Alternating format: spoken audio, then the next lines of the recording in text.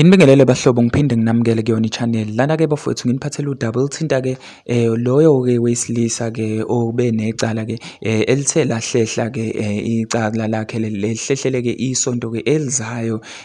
Lona-ke wesilisa wasemgungundlovu obhekene necala-ke lezithombe-ke zocansi-ke ezinamakhanda-ke kamangameli-ke nongqongqoshe wawo-ke amaphoyisa-ke uSicebi Thabiso Nene-ke oneminyaka engama-35-ke usolwa-ke ngakho-ke ukusabalalisa izithombe-ke zocansi-ke ey'fakwe ubuso bukaMnumzane Cele kanye naye-ke umnumzane uBheki Cele-ke uvele-ke kuyona-ke inkantolo yakhona-ke yemantshi yasePitoli-ke ngawo-ke uLwesibili. Lo mlisa-ke waboshwa-ke yibo-ke oKrebe-ke ngoMeyi-ke mhlaka 21-ke kuwo lo nyaka-ke kanti-ke ubhekene namacala amabili-ke okuphula-ke umthetho-ke ngokusabalalisa lezi zithombe-ke. Icala lakhe lidluliswe-ke khona-ke enkantolo yemantshi eMgungundlovu-ke nokuyilapho-ke ezovela khona-ke ngoMeyi-ke mhlaka 30-ke kuwo-ke u-2023.